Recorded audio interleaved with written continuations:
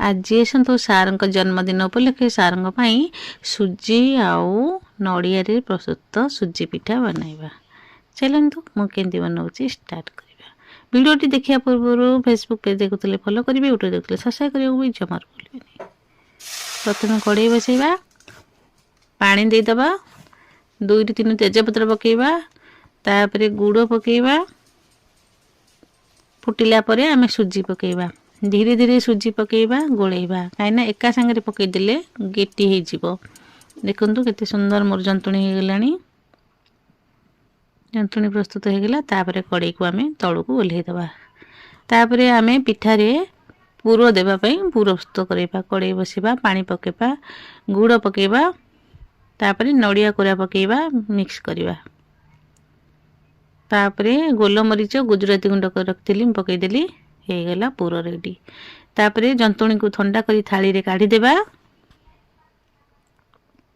भलसे चकटिया पूरा नरम हवा जाए। तेल हाथ करेंगे किंबा पानी हाथ करी भलसे चकटिबे।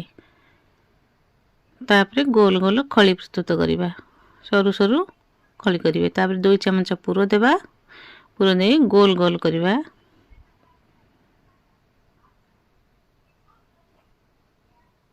ये गोल पिठा। तापर मैं गोटे लंबा पिठा देखी आपण मानक। ये देखो से सामान खली हम। तापर भंगा टिके अलगा। ये गोटे डिजाइन देखो।